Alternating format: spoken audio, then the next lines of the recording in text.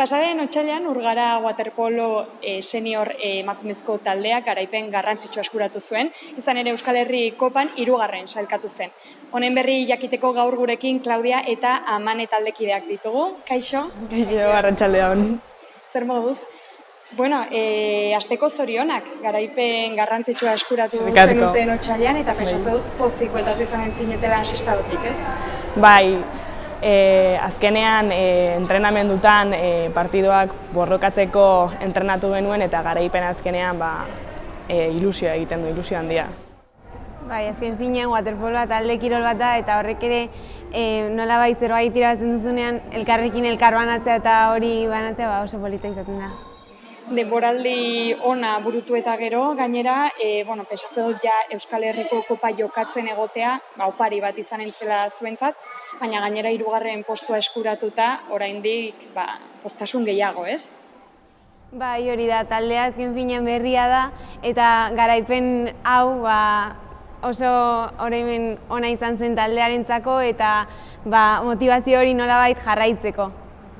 Amanek esan duen bezala, azkenean, hau gure lehen urtea da Urgararen izenean eta lorpen hau klubari ere ikusgarritasuna ematen dio eta oso konten geunden eta gaude.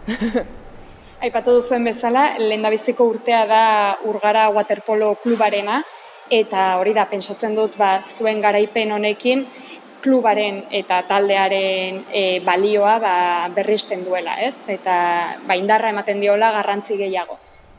Hori da, azkenean klub berri bat sortu dugu eta klubari ikusgarritasuna emateko eta indarra emateko eta aurre egiteko titulo honek indarra ematen dio eta ondo. Bai, hori da. Azken finean Urgaren helbururik garrantzitsuena oraintxe bertan da taldea jarraitzen, haztea jarraitzen eta helburu, garaipen honek ere asko laguntzen du horretan. Partiduen inguruan eta, aipatu dugu, otsailean jokatu zenutela Sestaon. Bertan lehendabiziko partidua Askartzaren kontra izan zen, gero garaipena eskuratu zuen taldearen kontra. Nola ikusi zenuten zuen burua hor partiduan? Askartzaren aurka beti partidu gogorrak izaten dira, oso gogorrak, talde gogorra da, eta azken minutura arte borrokatu behar dugu.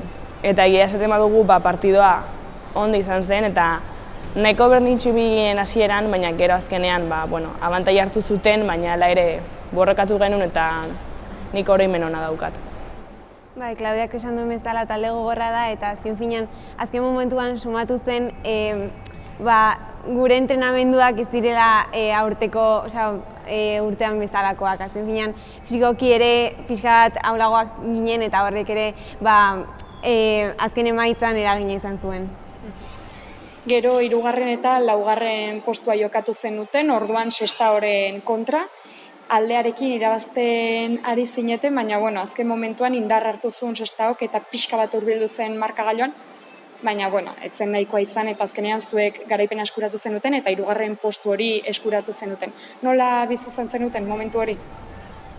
Azken momentuan zuk esan duzu bezala, Sestaon gutara hurbildu egin zen, baina gure buruan ikien garaipen hori garrantzitsua zela eta azken minutura arte borrokatu genuen eta azkenean lortu genuen.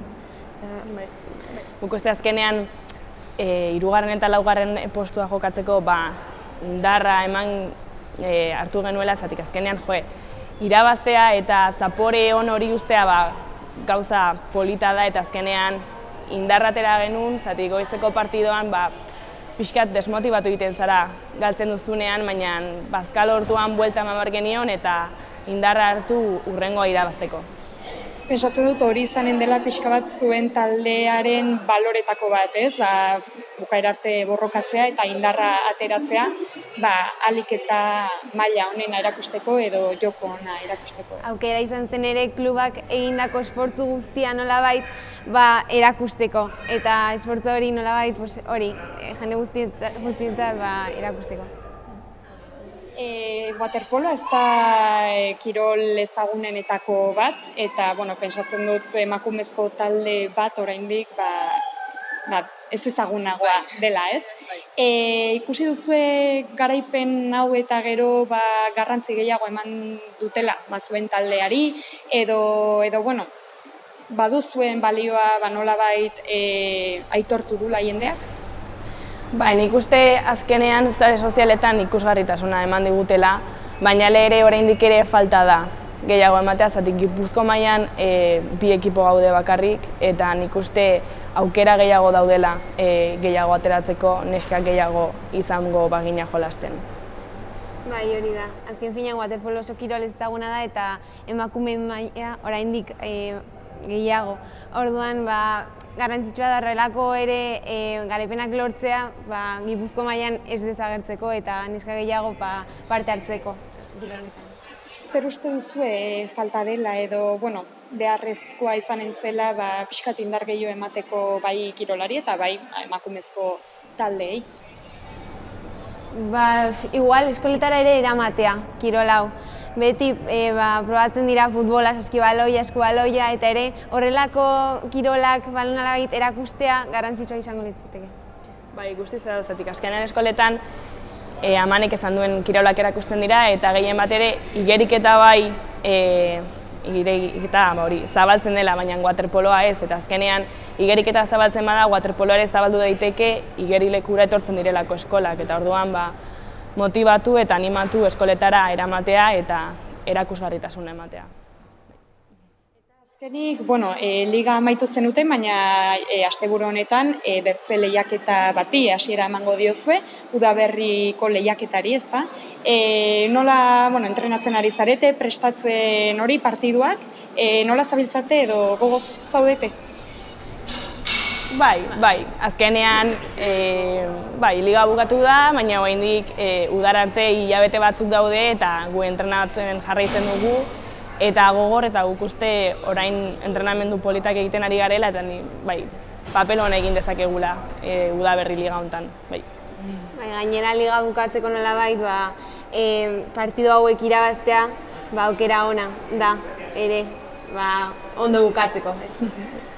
Eskerrik asko eta zorte hon. Eskerrik asko zuei.